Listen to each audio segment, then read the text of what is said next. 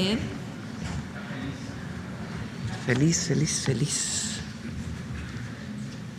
Bueno, hoy, como nos comprometimos, está Secretaría de Energía y Pemex con nosotros. Siéntense, por favor.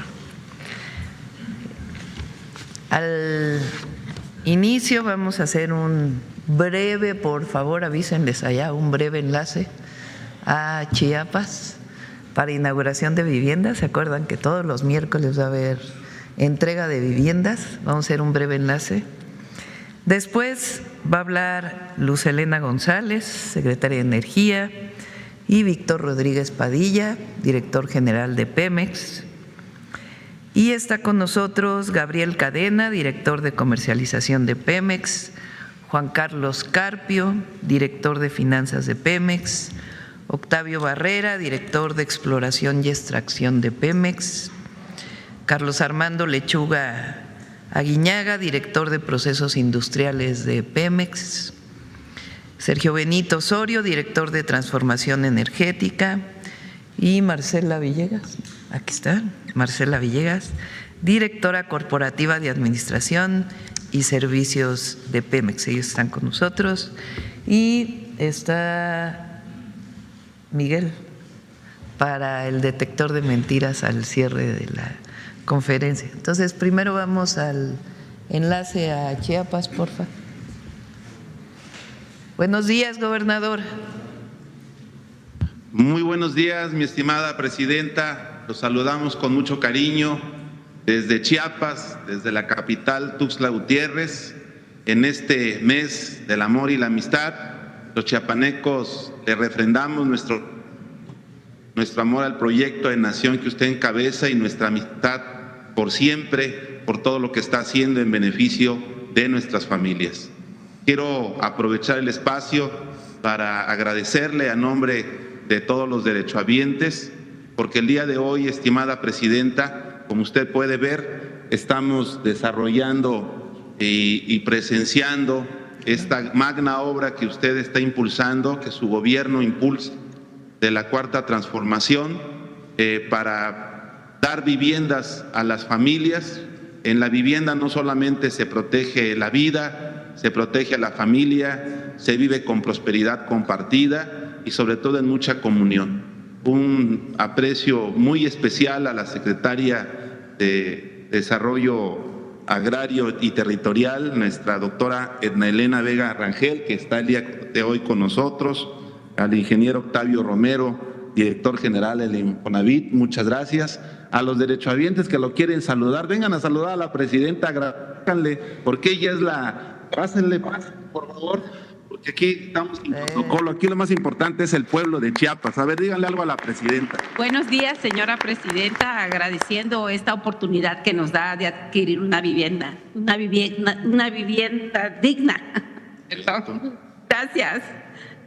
Buenos días, presidenta Claudia Sheinbaum. Estamos agradecidos, ¿verdad?, por esta oportunidad que tenemos para dar una calidad a nuestros hijos y por este apoyo que es muy beneficiario para nosotros. Gracias. Dile cómo te llamas y saluda a la presidenta.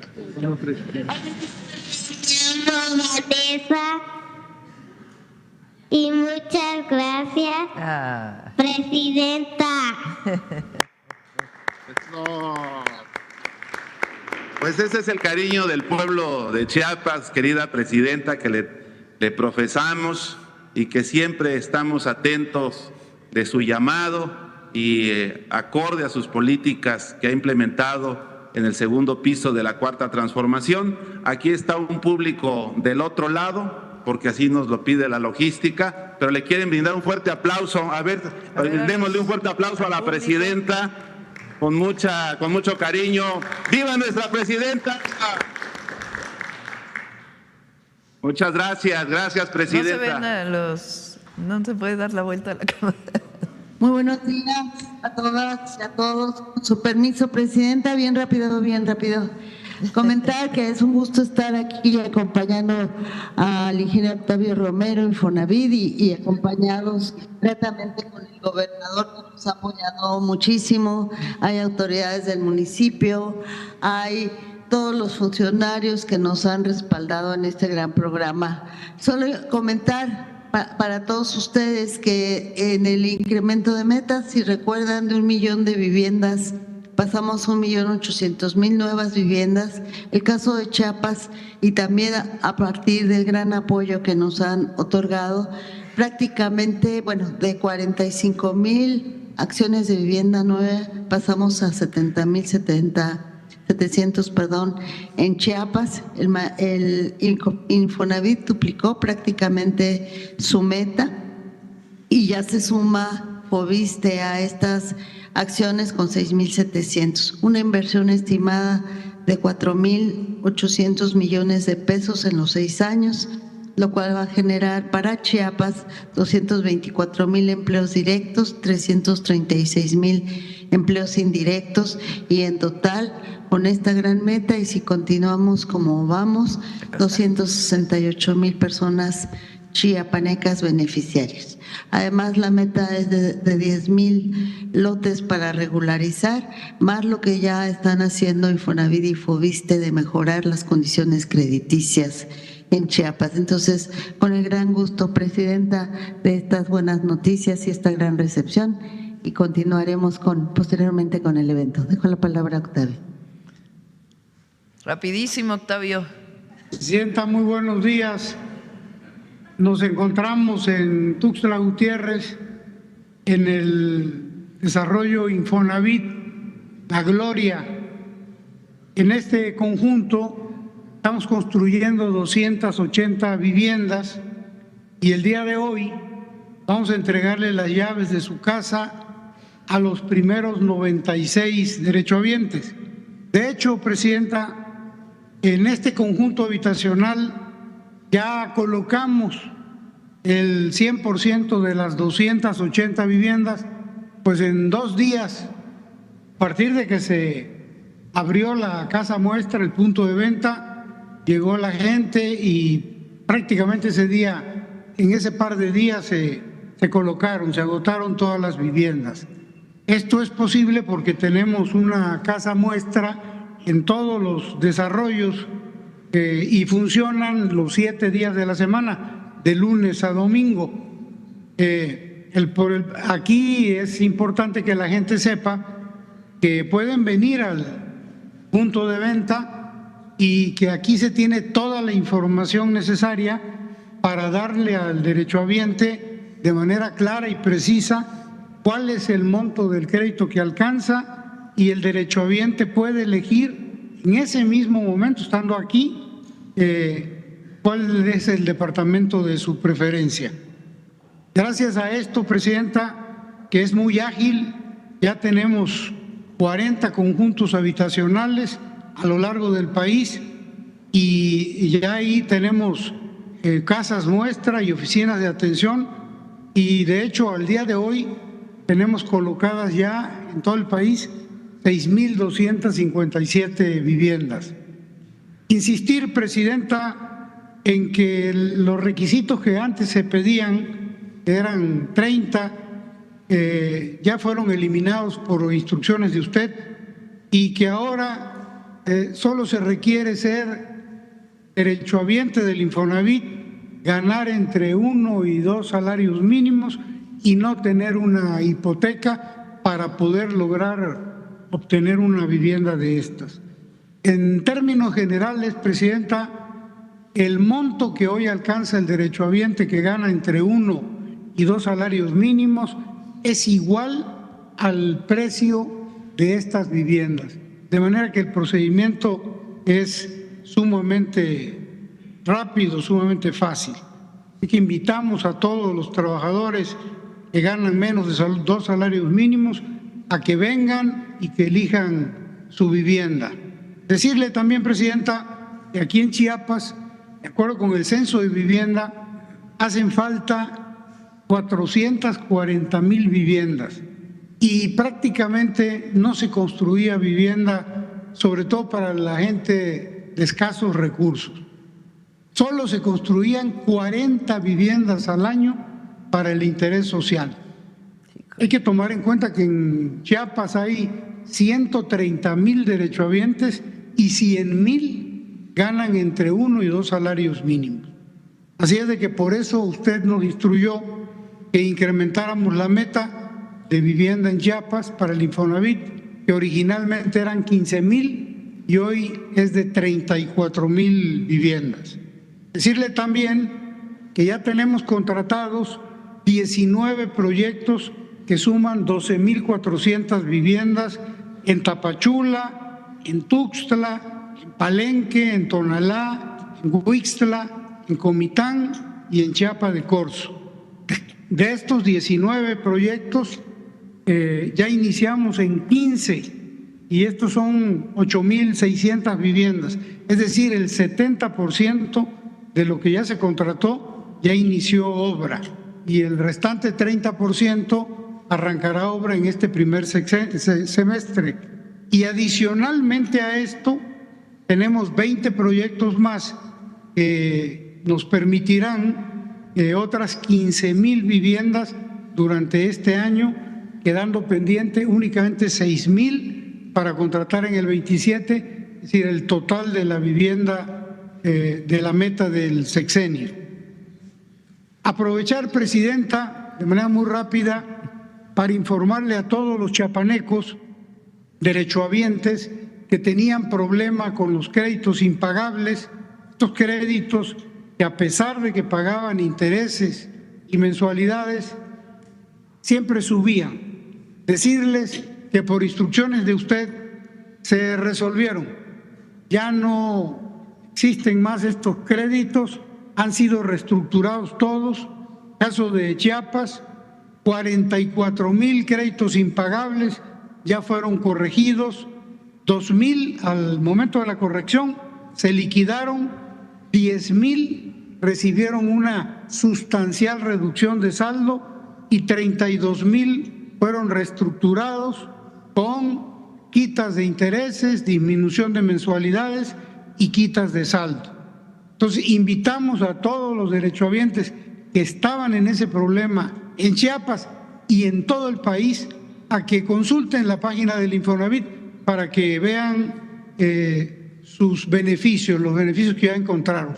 Hoy, 4,856,000 créditos que en todo el país presentaban este problema ya están reestructurados, están en condiciones de pagar y de obtener su vivienda una vez que ya liquiden. Vamos, Octavio, Presidenta, vamos. si me lo permite, procederíamos a entregar las llaves a los tres derechohabientes que hoy nos acompañan. Por favor.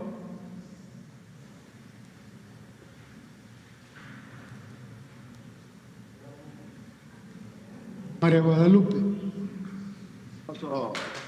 La llave.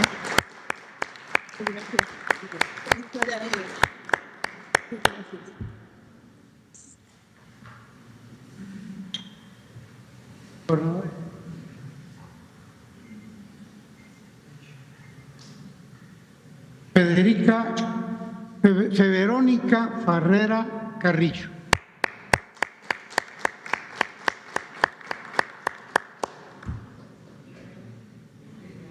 Y Tania Karina López López. Acá. Gracias. Es cuanto, Presidenta. Muchísimas gracias. Octavio. Gracias a todos y felicidades. Bueno, ahora sí vamos con Luz Helena. Con su permiso, Presidenta, muy buenos días a todas y todos. El 5 de agosto de este año presentamos el Plan de Fortalecimiento de Pemex 2025-2035. Este plan estaba enfocado para fortalecer a nuestra empresa pública del Estado, Petróleos Mexicanos, la empresa de todas y todos los mexicanos, y enfocado principalmente también a fortalecer nuestra seguridad energética, nuestra soberanía energética, que es fundamental para también fortalecer nuestra soberanía nacional. Y fue producto de un trabajo conjunto en todo el sector energético con todos los compañeros que están aquí presentes de Petróleos Mexicanos, su director general, que ha hecho un trabajo excelente, y con la Secretaría de Hacienda. Este trabajo conjunto, hoy va a dar el director general cuenta de los primeros resultados. Tenemos muy buenos resultados. Se ha logrado, por un lado va a hablar el director del fortalecimiento financiero, por otro lado de toda la parte operativa que se hizo en 2025, los resultados de esta parte operativa que acompaña este fortalecimiento financiero, y por otro lado y por último de las inversiones que incluso ayer el secretario de Hacienda dio cuentas de todas las inversiones para el 2026 y los proyectos estratégicos que van a seguir fortaleciendo a Petróleos Mexicanos.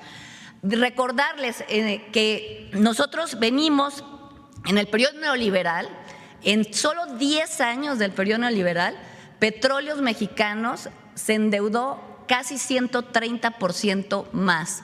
En solo 10 años se convirtió en la petrolera más endeudada del mundo. ¿Qué hicimos o qué estamos haciendo y qué va a dar cuenta ahorita el director? En 2025 se logró el fortalecimiento gracias a los instrumentos financieros que con gran apoyo de Hacienda, bueno, fueron elaborados en conjunto con Hacienda, se echaron a andar en 2025. Logramos este fortalecimiento financiero de Pemex, logramos capitalizar a Pemex, se logró adicionalmente hacer frente a todas las obligaciones financieras de la empresa. No se faltó en ningún momento a ninguna obligación financiera en los mercados financieros de la empresa, pero además se dio paso a el pago de proveedores.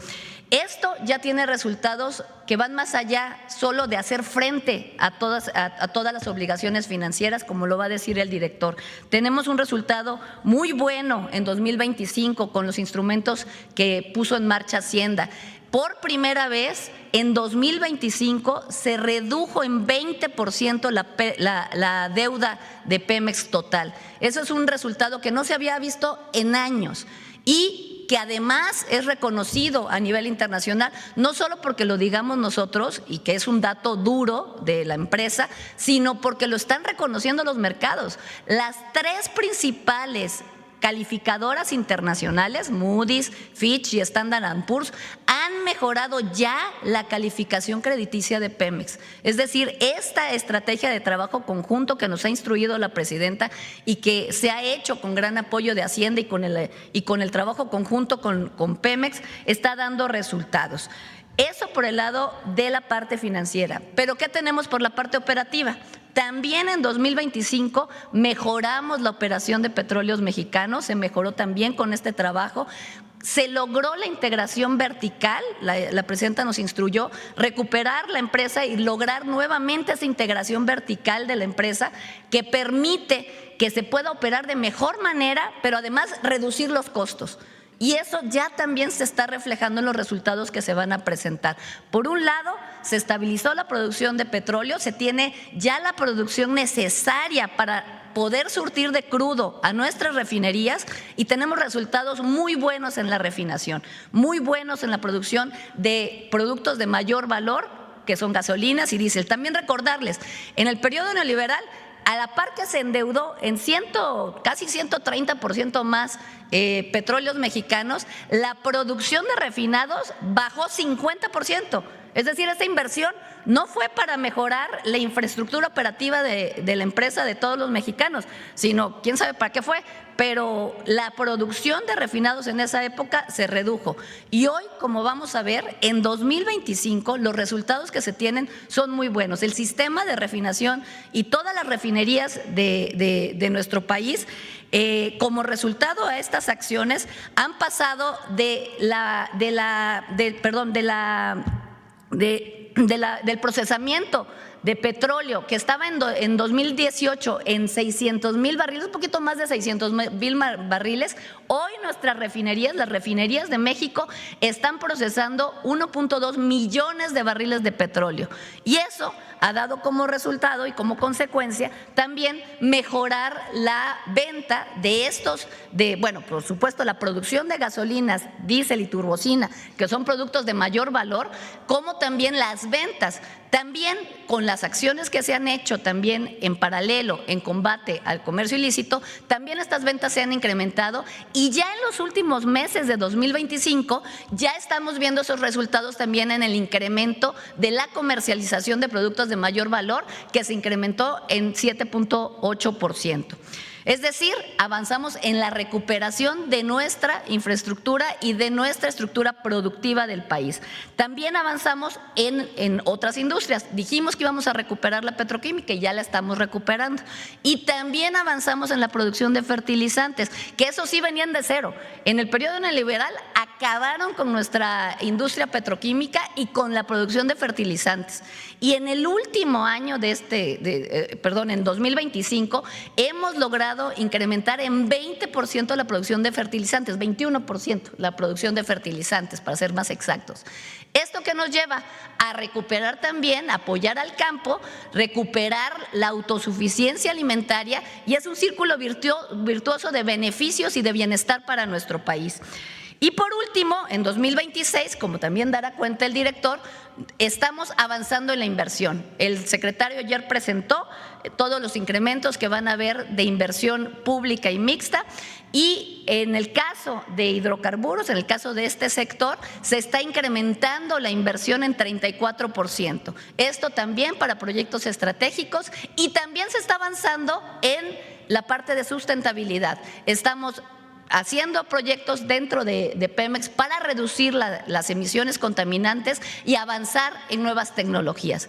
Todo esto ha sido después de décadas de desmantelamiento y de privatizaciones. Se ha logrado con un trabajo profesional, con un trabajo coordinado por nuestra presidenta. Todas las semanas tenemos que estar dando seguimiento con la presidenta de la República sobre este trabajo conjunto. Se ha hecho un trabajo excelente con la Secretaría de Hacienda. Agradecemos al secretario todo el esfuerzo que ha hecho para acompañar este esfuerzo, y sobre todo se ha hecho un trabajo interno muy bueno por parte del director, por parte de sus directivos y por parte de todos los empleados de Pemex, toda esa gran familia de Pemex que sostienen una parte muy importante de la soberanía nacional. Esto es lo que va a presentar en unos momentos más el director, si ustedes me lo permiten. Con permiso, presidenta.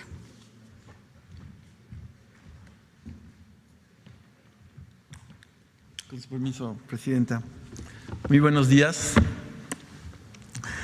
Efectivamente, como dijo la maestra Lucelena González, la Secretaria de Energía, queremos compartir con ustedes los resultados de Petróleos Mexicanos en 2025 y nuestros proyectos que tenemos para 2026 y hasta 2035. El objetivo central, todos ustedes lo conocen, es el fortalecimiento de la soberanía energética en beneficio del pueblo de México. La presentación la estructuramos en tres partes: el fortalecimiento financiero, los logros operativos y, por último, los proyectos estratégicos que estamos desarrollando. Durante el periodo neoliberal, efectivamente, la deuda financiera de Pemex creció en 129%. Esta tendencia se ha revertido.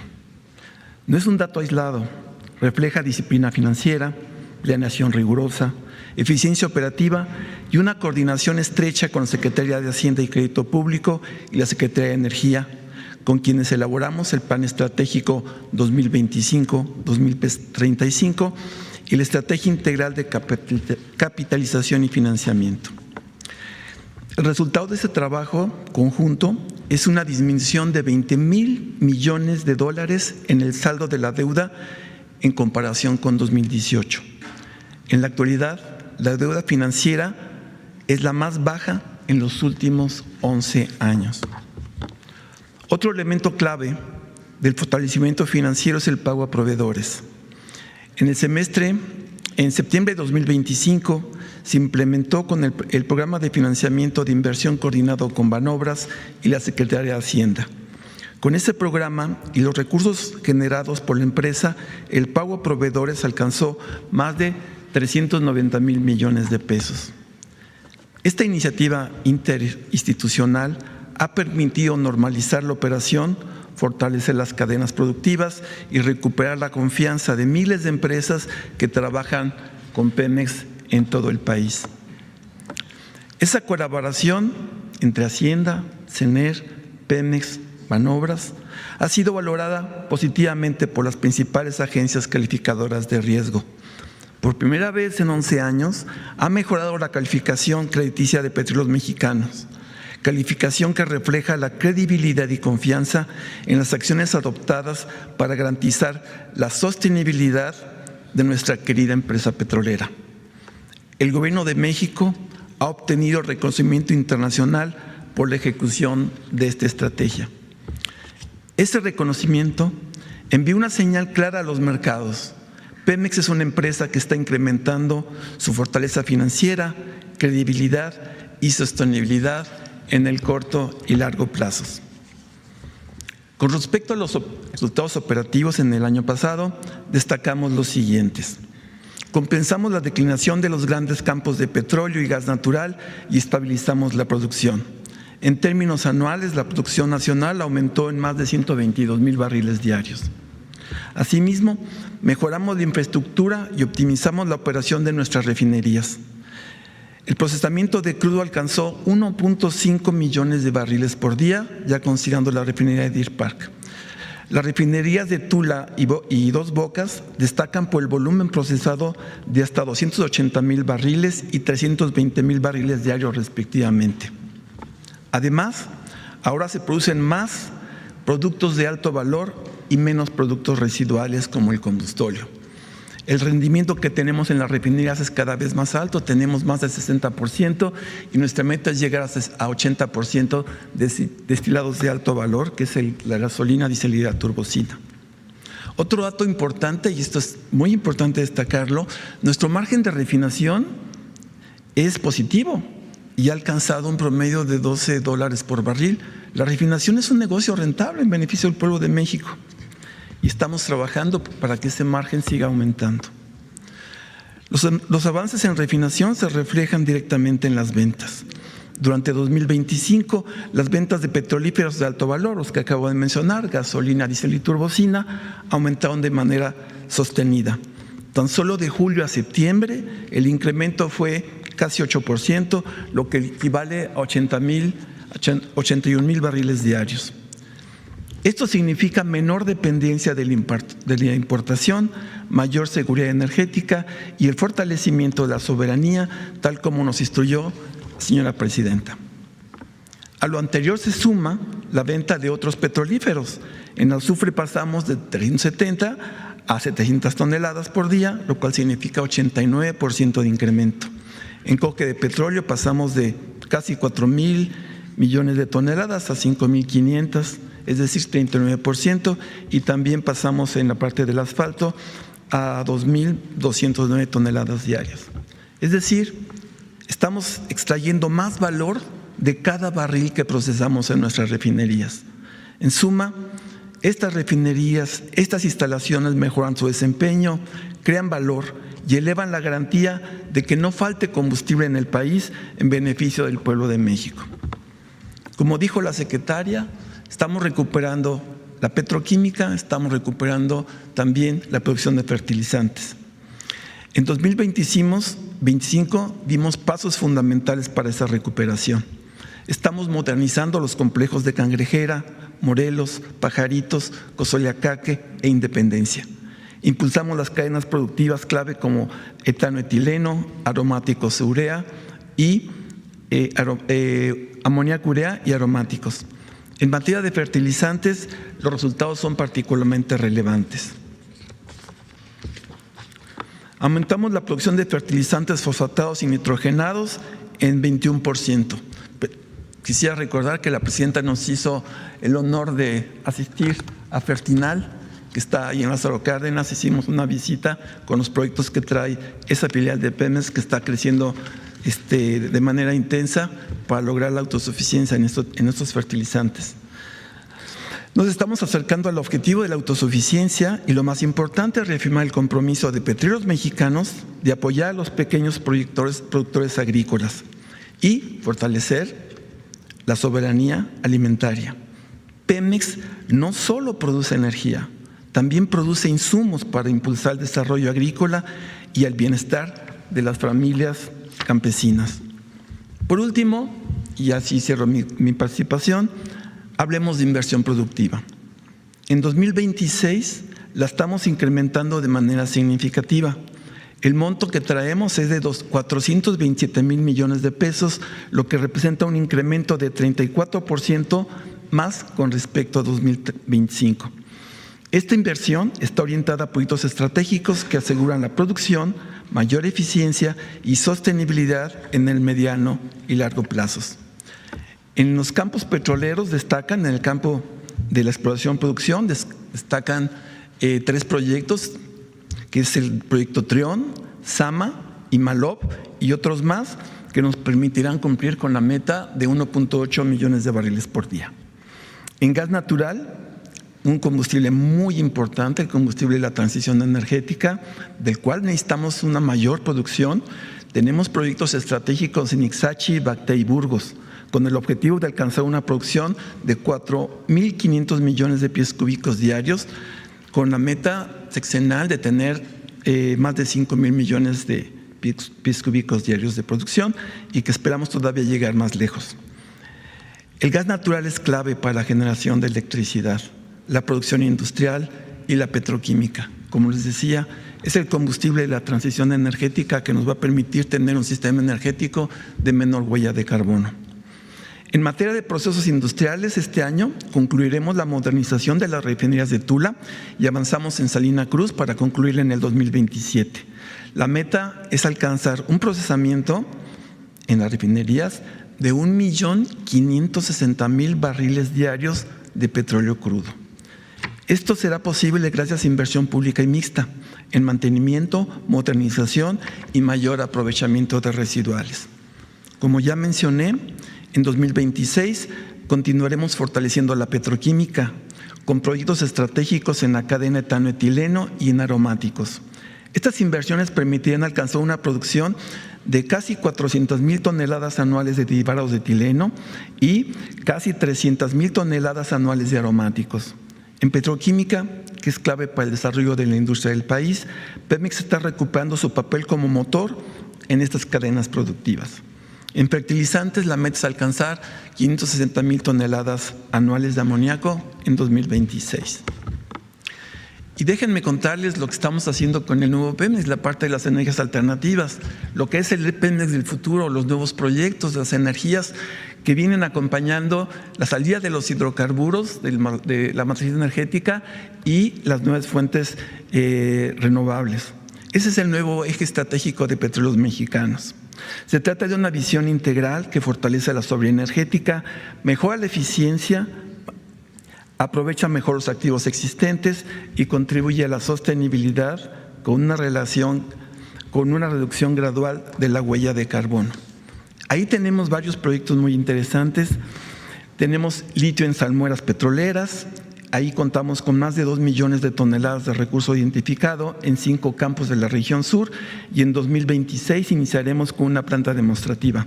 Estamos desarrollando la eólica marina en las plataformas que tenemos en el Golfo de México, plataformas que ya no se están utilizando y las podemos utilizar para generar energía eléctrica. Tenemos un potencial de más de 2,500 millones de gigawatts anuales en la zona de Campeche, con estudios de prefectibilidad ya concluidos. También nos estamos aprovechando la calor de los pozos petroleros, algunos de alta temperatura y alta presión, como los de Ixachi, para generar energía eléctrica, que es lo que se conoce ahora como la geotermia petrolera. Desarrollamos proyectos, estamos estudiando proyectos de hidrógeno verde a partir de energía solar, biocombustibles, que estamos trabajando activamente con Secretaría de Energía en un proyecto que nos va a permitir tener etanol para mezclar con las gasolinas y reducir la huella de carbono en esos combustibles. Estamos desarrollando sumideros de carbono con los parques naturales que tenemos e inversiones obligatorias en la captura y secuestro de CO2 cuando se realizan actividades petroleras por parte de nuestros contratistas. El ahorro y uso eficiente de la energía también es muy importante, y los proyectos de economía circular. Esperemos que próximamente, cuando tengamos mayores resultados, vengamos a la mañana a presentar específicamente los proyectos que tenemos, pero no proyectos en el aire, sino proyectos concretos ya funcionando. Todos esos proyectos se desarrollan en colaboración con la Secretaría de Energía, el Instituto Mexicano del Petróleo, el Instituto de Ingeniería de la UNAM, el Instituto Nacional de Electricidad y Energías Limpias, el INEL, y Litio México, Litio MX. Todo esto forma parte de la transición energética ordenada, soberana, con justicia social que nos ha instruido la Presidenta de la República. En resumen, al igual que la producción de petrolíferos, la más alta de los últimos tiempos o de toda la vida. Tenemos refinación de alto valor, que es la que más producimos. Ya los residuales son mucho menores en términos de proporción del barril refinado. Las ganancias por barril van en aumento y, como les comentaba, tenemos un promedio del margen de refinación de $12 por barril. La producción de fertilizantes aumentó 22% y la inversión será de 34% mayor este año. Estos resultados son fruto de una visión clara, del trabajo coordinado con la Secretaría de Energía, la Secretaría de Hacienda y sobre todo del compromiso de miles de trabajadoras y trabajadores de nuestra querida empresa, Petróleos Mexicanos, a quienes desde aquí saludo y agradezco. Gracias por su apoyo y su esfuerzo. Con el respaldo de la Presidenta de la República, Petróleos Mexicanos se consolida como una empresa pública, fuerte, eficiente, al servicio del pueblo de México. Muchísimas gracias.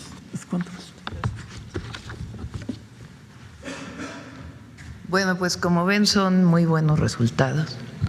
Quiero dar un antecedente muy importante, o varios antecedentes muy importantes. El primero, recuerdan que le decían al presidente López Obrador, ¿cómo es posible que se vaya a construir una refinería? Eso no es rentable. Hay que exportar petróleo. Lo demás hay que comprar gasolina y diésel en donde se produzca. Bueno, estos resultados tienen que ver, entre otros, a que tenemos hoy 8 refinerías en el país funcionando. Las 6 refinerías históricas, Dos Bocas o la refinería Olmeca y Deer Park. Y se está vendiendo por una estrategia de comercialización muy bien la gasolina y el diésel y la turbocina producida por Pemex. Y además genera soberanía, porque antes se importaba la gasolina. Eso es algo muy importante. Procesar petróleo en México es fundamental. Lo segundo, se recuperó la empresa pública. Se dedicaron 36 años a tratar de desaparecer Pemex. Y hoy Pemex se recuperó.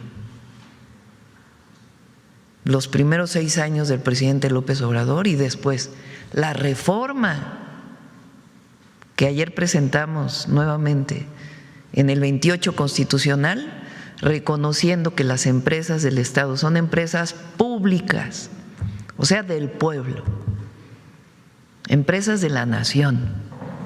Y segundo, que la producción de las empresas públicas no puede considerarse monopolio.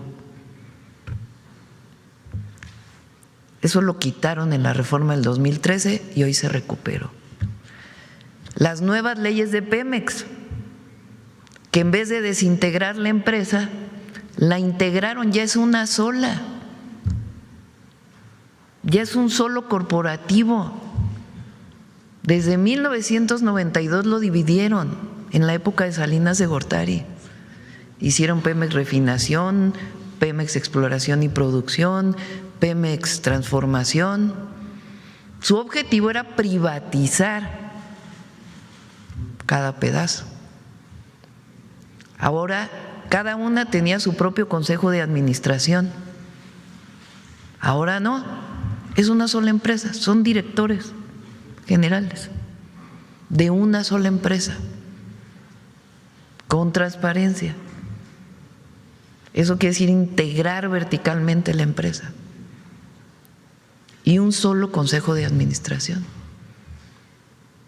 Un programa muy importante que ya venía, pero más de austeridad republicana al interior, en la parte sobre todo de los trabajadores de confianza, recuperar la capacidad de los trabajadores de Pemex. Muchos de ellos estaban abandonados y se han ido recuperando en su participación dentro de la empresa. Entonces hoy tenemos una empresa pública, una empresa del pueblo, y a diferencia de lo que decían que mientras más se privatizaba, más eficiente era, pues ahora estamos demostrando todo lo contrario, que mientras más integrada esté, más al servicio del pueblo, y siendo una empresa de la nación, más eficiente es. Entonces, yo felicito al director de Pemex, a todo el equipo, a la Secretaría de Energía, ha sido un trabajo muy importante, a la Secretaría de Hacienda y con una perspectiva de muy largo plazo. Estas son las cuentas al pueblo de México, porque si en los mercados lo han tomado bien, está bien pues, pero a nosotros nos interesa el resultado al pueblo, el conocimiento del pueblo de que estamos haciendo bien nuestro trabajo. Pues ahí está. Ahora sí vamos a las preguntas. Sobre el tema. A ver, sobre el tema. Buenos días, Presidenta. Buenos días a todos a la secretaria, a todos los del panel. Eduardo Esquivel Ancona, Domo de Cristal. Mi primera pregunta es la coquizadora de Salina Cruz, ¿para cuándo empezará a producir gasolinas? Porque este es un importante, también es parte del, ¿cómo decirle?, de la autosuficiencia. Carlos, ¿por qué no contestas?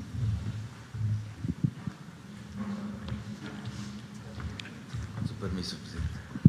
Sí, la coquizadora de Tula hoy tiene un avance aproximado del 70%. Estamos esperando su inicio de operaciones en el primer trimestre del 2027. Sí. ¿Y cuánto produciría? Salina Cruz. Salina Cruz. Sí, de gasolinas esta coquizadora. Bueno, la planta, el proyecto de coquización en Salina Cruz tiene un estimado de incremento en la producción. Como saben, la planta coquizadora lo que va a hacer es procesar el combustóleo, reducir la producción de combustóleo y con eso estaríamos generando alrededor de 30,000 a 60,000 barriles más de destilados de alto valor. Muchas gracias. En una siguiente pregunta, ¿tiene contemplado Pemex asociaciones con empresas privadas, con pues proyectos, porque con el neoliberalismo nos fue muy mal con estas asociaciones? Hay que recordar el caso de Repsol, que lo vimos en Domo de Cristal, una investigación que hicimos.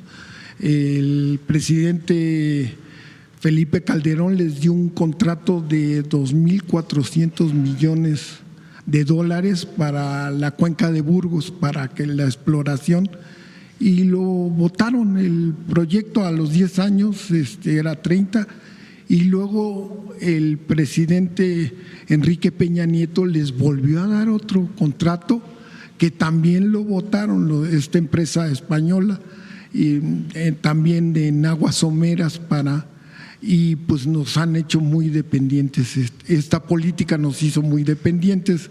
Entonces yo quisiera saber cómo, si van a tener proyectos con privados, ¿cómo serían estos proyectos? Sí va a haber algunos, la mayor parte es de Pemex, digamos 80%, 90% es de Pemex. Hay una parte de proyectos que le llamamos mixtos, que no ceden nunca, no concesionan. ¿Cómo eran los proyectos de antes? Garantizaban la ganancia de la empresa. Ese era el objetivo. Aquí no. Lo primero que tienen que pagar es el impuesto del bienestar, que es el 30%.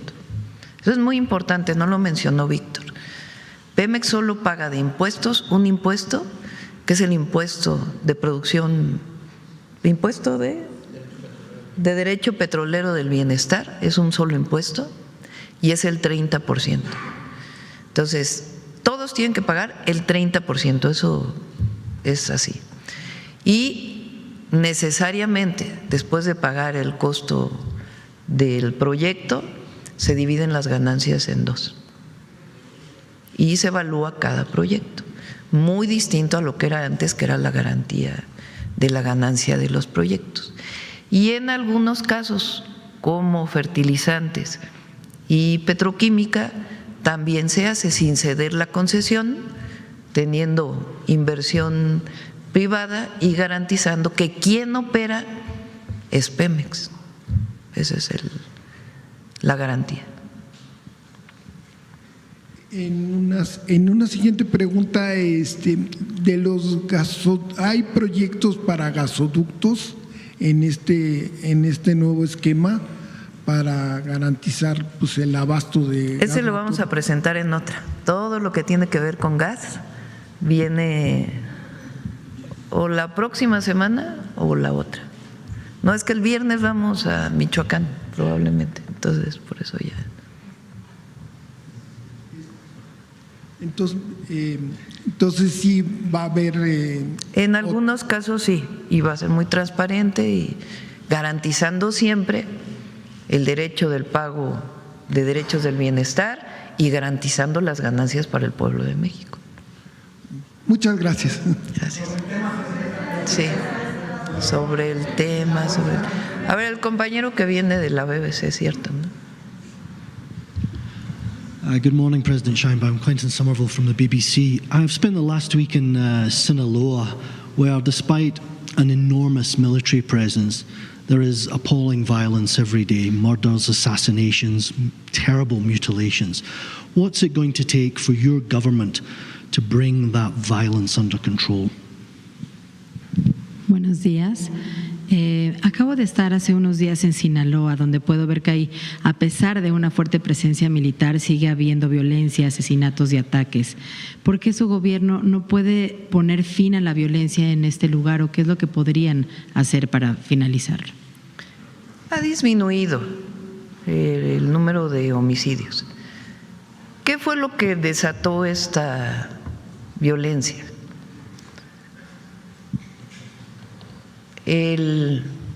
La división de un grupo delincuencial provocada por uno de los jefes de este grupo a Estados Unidos, cosa que nunca quedó muy clara cómo fue. Eso provocó una pugna interna. ¿Qué hacemos nosotros? Buscar evitar afectación a los civiles, a la gente. Nuestra política no es el enfrentamiento militar, porque eso ya se probó en México en el 2006 al 2012, y lo que se generó fue mucho más violencia. Lo que se busca es la detención en el marco de la ley de los grupos delincuenciales. Para poder detener a un presunto delincuente, pues tiene que haber una carpeta de investigación y su detención. y al mismo tiempo atender las causas, que los jóvenes no se acerquen a los grupos delincuenciales y evitar que haya afectación a la población civil. Esta es la estrategia. El día de hoy está el secretario de Seguridad en Sinaloa, justamente, Omar García Harfuch está allá, para revisar la estrategia y todo lo que tengamos que hacer. Se ha disminuido la cantidad de droga que se produce porque se han desmantelado muchísimos laboratorios. Ahora, ¿qué hemos pedido a Estados Unidos? Que es muy importante. Que así como nosotros evitamos que llegue fentanilo a Estados Unidos, es indispensable que ellos controlen la entrada de armas de Estados Unidos a México. Indispensable. Porque 75% al menos de las armas incautadas en nuestro país de alto poder vienen de Estados Unidos de manera ilegal. Hemos logrado mantener en los últimos meses el número de homicidios y vamos a seguir trabajando para proteger a la población de Sinaloa.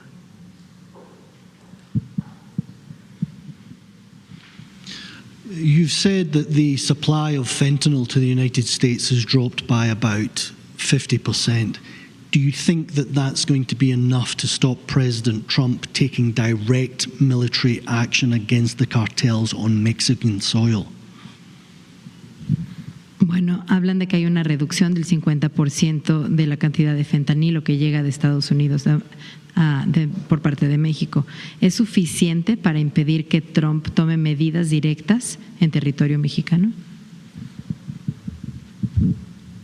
Nosotros estamos haciendo nuestro trabajo y, como lo he dicho muchas veces, colaboramos y cooperamos con el gobierno de Estados Unidos, y mucho por razones humanitarias, porque nosotros no queremos que llegue fentanilo ni a los jóvenes de Estados Unidos, ni a los jóvenes de México, ni a los jóvenes de ningún lugar del mundo. Para atender el problema de la violencia generada por el tráfico de drogas, se requiere corresponsabilidad. Estados Unidos tiene que hacer su parte, lo hemos dicho varias veces.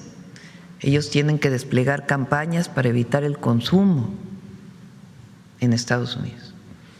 Ellos tienen que detener a los delincuentes que distribuyen droga y que lavan dinero en Estados Unidos. Ellos tienen que detener el tráfico de armas de Estados Unidos a México. Y nosotros, nuestra primera prioridad es disminuir la violencia en México. Esa es nuestra prioridad número uno. Y en ese marco colaboramos y cooperamos con Estados Unidos para disminuir el tráfico de drogas. Hasta ahora ha habido un buen entendimiento. Ha habido muchas veces que el presidente Trump, en las llamadas que hemos tenido, me ha dicho que quieren ayudar más con operaciones conjuntas, con entrada de militares de Estados Unidos a México, y le hemos dicho no, por una razón: México es un país libre, independiente y soberano. Y hasta ahora ha habido respeto y han visto también los resultados que hemos tenido de manera integral, y va a seguir habiendo respeto porque somos naciones vecinas y tiene que mantenerse este respeto mutuo.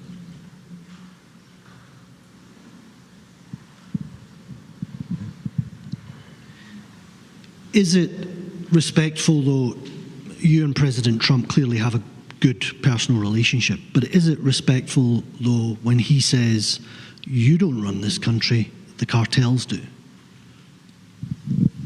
Entiendo que el presidente y usted tienen una muy buena relación, pero ¿usted cree que es respeto cuando él menciona que no es usted quien gobierna México, sino que son los cárteles quienes lo hacen? ¿Cómo responde usted a eso? Pues que es falso. Eso no quiere decir que no nos hablemos con respeto. Es absolutamente falso. La Casa Blanca sacó un comunicado cuando entró el presidente Trump, relacionado con la delincuencia organizada en México, en el sentido que tú mencionas. Y dieron una prueba, que la publicaron, a ver si la pones, en aquella publicación de la Casa Blanca de enero del 2025.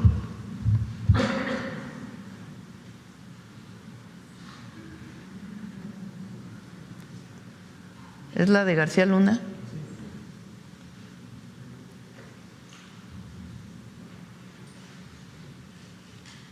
Pero la publicación de la Casa Blanca, porque esta es de…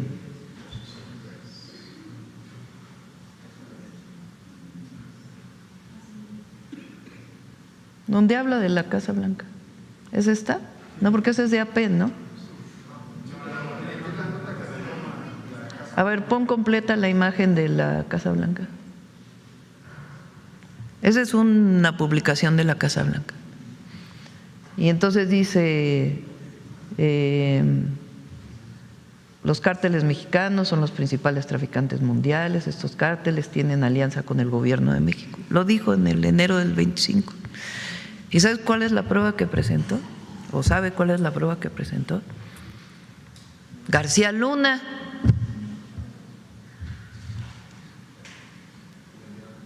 O sea, García Luna, el secretario de Seguridad de Felipe Calderón, que hoy está preso en los Estados Unidos.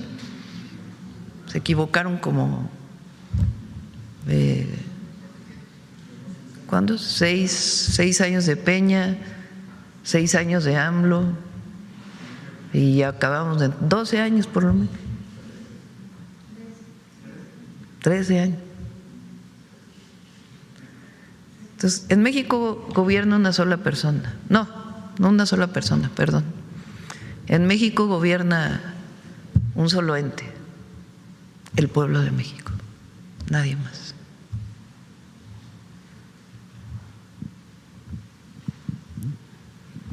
Te voy a enseñar también cómo hemos disminuido los homicidios, ya que estamos en esto.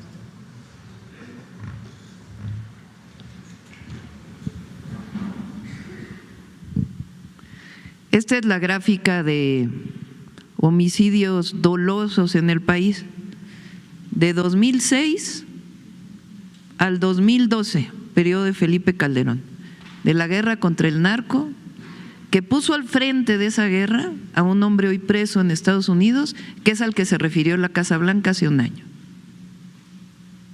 por vínculos con el narcotráfico.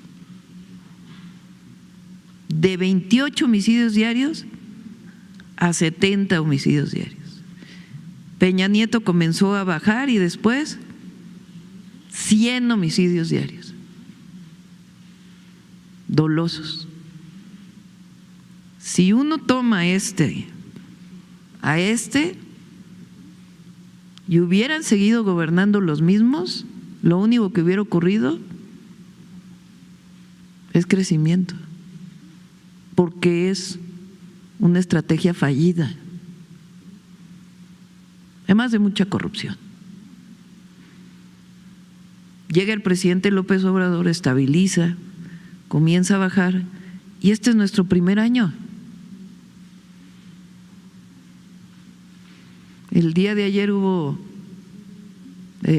35 homicidios.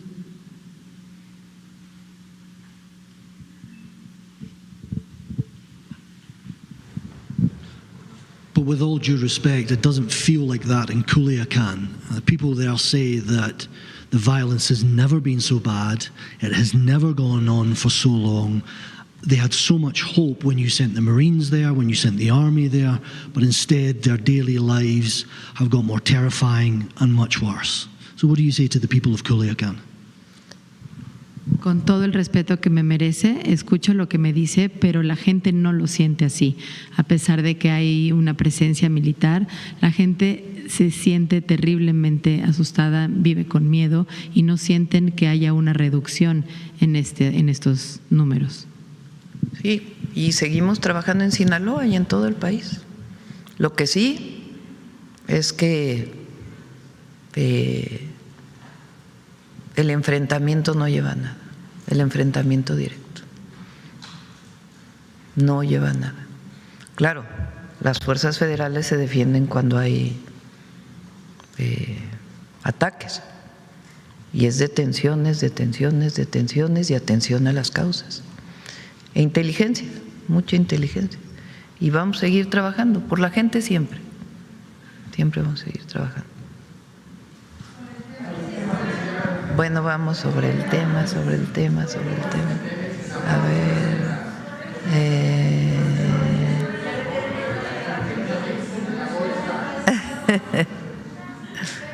ver. A ver la compañera.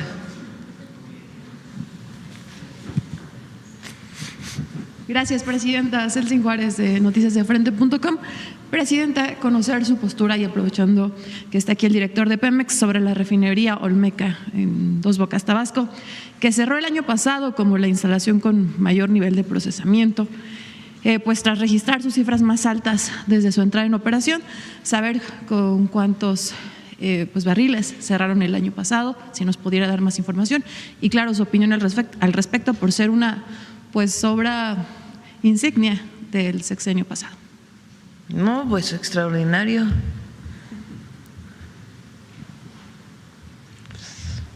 Los mitos del neoliberalismo, las mentiras, por no decir las mentiras, los mitos. A ver, ¿quién quiere hablar de la refinería Dos Bocas? Carlos, ¿quieres hablar de cómo cerró la refinería?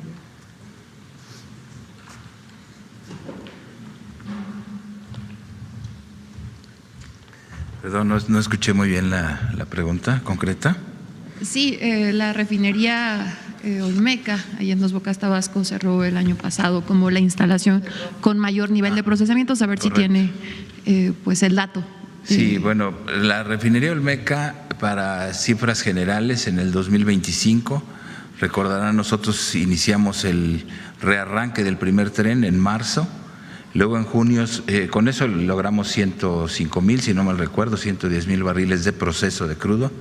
Luego en junio logramos arrancar el segundo tren de procesamiento, con ese alcanzamos alrededor de 150, 160,000 barriles por día. Y cerramos en diciembre con un promedio de diciembre de 263,000 barriles de proceso, alcanzando picos de 320,000 barriles sostenidos durante 4 o 5 días. Tuvimos luego que hacer algún ajuste es parte de las pruebas de alcanzar la máxima producción. Nuestras expectativas, este año lo estamos haciendo, estamos procesando 300,000 barriles por día.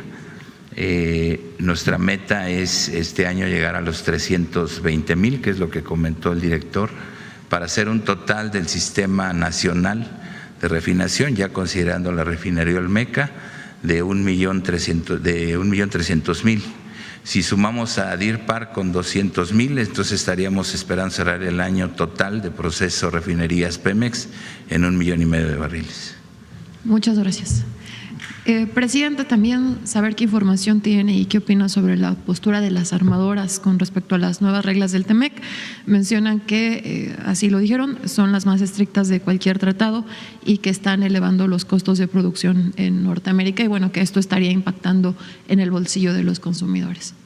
Bueno, pues ya, vamos a ver en el momento en que empiece la revisión del tratado. Presidenta, también ha tomado mucha relevancia en redes sociales la investigación que mantiene Estados Unidos contra el empresario Jeffrey Epstein. Sin embargo, también se han revelado en los últimos días que hay mexicanos, expresidentes, empresarios que han salido mencionados en estos archivos hasta más de 100 veces. Saber cuál es la postura del gobierno mexicano y saber si se va a abrir alguna investigación aquí en México, porque bueno, pues ya hay mexicanas y mexicanos mencionados en estos archivos. Bueno, tiene que abrirse la investigación en Estados Unidos. Es una investigación en Estados Unidos. Si el Departamento de Justicia solicita la colaboración de México, pues participaremos. Pero es una investigación que ocurre en Estados Unidos. Presidenta, y ya por último, su opinión sobre la última encuesta que se publica en El Heraldo, que revela que 7 de cada 10 mexicanos avalan su trabajo, esto pues en el marco de las negociaciones en el TEMEC, las llamadas con el presidente Donald Trump. ¿Qué opina? Ponla a ver.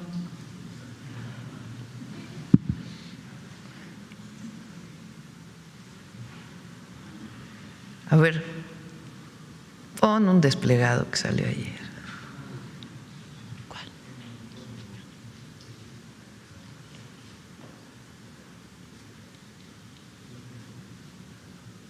Es que es buenísimo.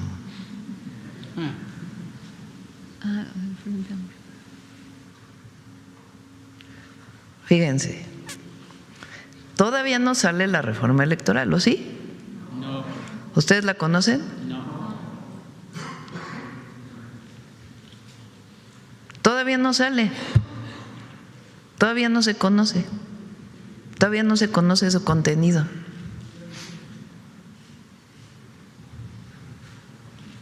México atraviesa un momento de alta tensión institucional. Regrésale a la encuesta. Mucha tensión institucional hay en México.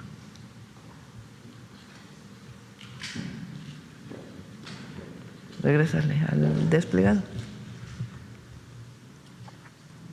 En el debate público se ha planteado una nueva reforma política electoral que, lejos de fortalecer el sistema democrático, plantea riesgos claros de regresión en materia de autonomía institucional. ¿Cuándo he dicho yo que se le va a quitar la autonomía al INE? Y entonces,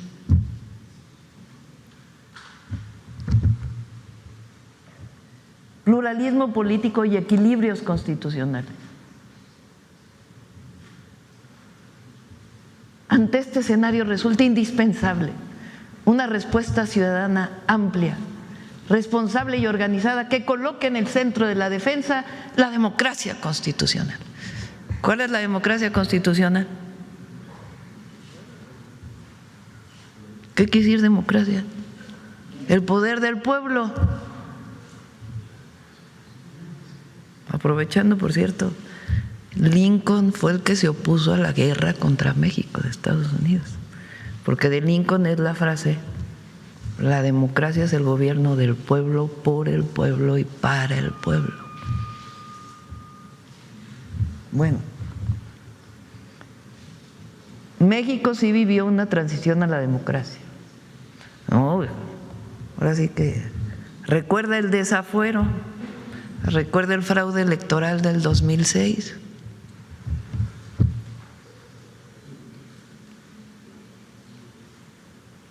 Convocamos a la conformación de un frente amplio, democrático, plural, incluyente y nacional ante la regresiva reforma en materia electoral.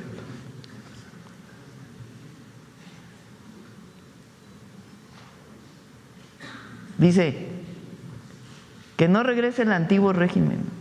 ¿Y saben quién firma? La Bastida.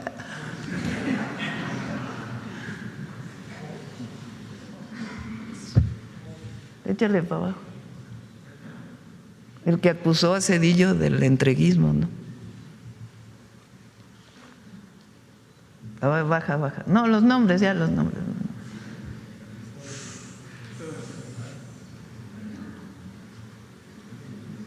Ah, y ayer, ¿saben quién fue quien la presentó? Bueno, habló, ¿no?, en una entrevista. Luis Carlos Ugalde. Hablando de democracia, el responsable del fraude electoral del 2006, bueno, junto con Fox. Seguramente. ¿Quién firma? Vicente Fox.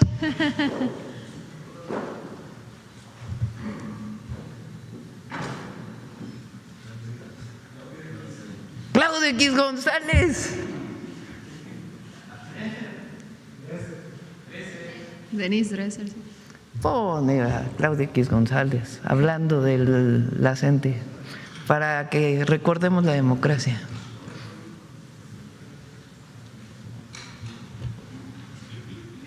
Por aquello del autoritarismo, digo yo, ¿no?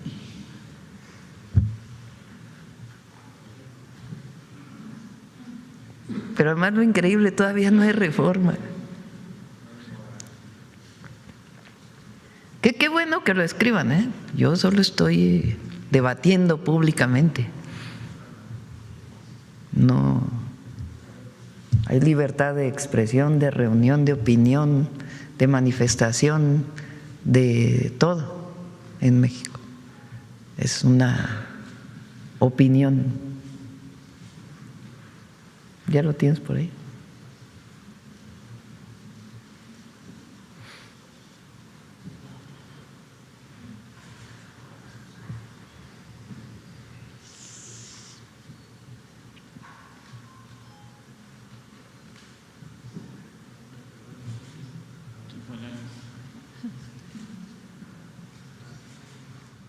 Eso es delincuencia organizada, queridos amigos. Están organizados para delinquir. Está hablando de un movimiento social, ¿no? Trafican con el dinero nuestro y con el futuro de los niños. Y eso, en mi opinión, es tan grave como traficar drogas.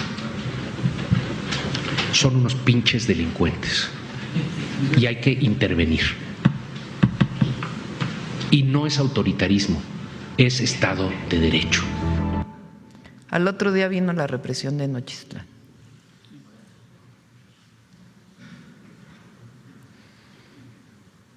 Digo, nada más para hablar de democracia, de autoritarismo y de Estado de Derecho. Se van a sorprender todos de la reforma electoral. ¿Cómo va, presidenta? Bien, muy bien. Yo quisiera que se presentara la próxima semana, pero no estoy segura si ya va a estar, y si no, en febrero. Febrero se presenta. Bueno, vamos. Gracias, presidenta. Sobre Pemex, vamos a hablar de Pemex. A ver, Pemex.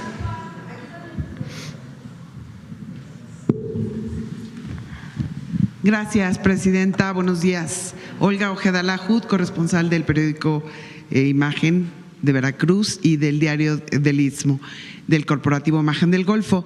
Primero que nada, hablaron del avance del pago a proveedores de Pemex, casi 400,000 millones. Me gustaría saber cuál es la estrategia o cuánto, o el plan de pagos, o cómo va a avanzar este tema en el 2026.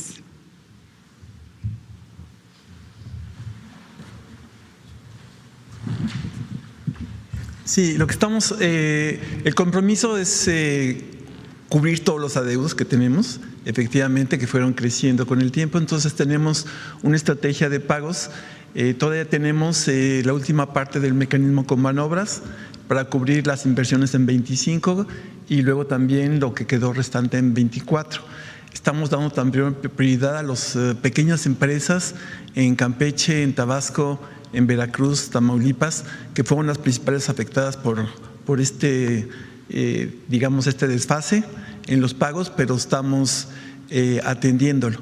Ahorita no quisiera mencionar las cifras de lo que vamos a hacer. Vamos a esperar el resultado del cierre financiero de 25, que será al final de este mes, para tener resultados del trimestre, y ahí estableceremos cuánto es el avance y lo que restaría.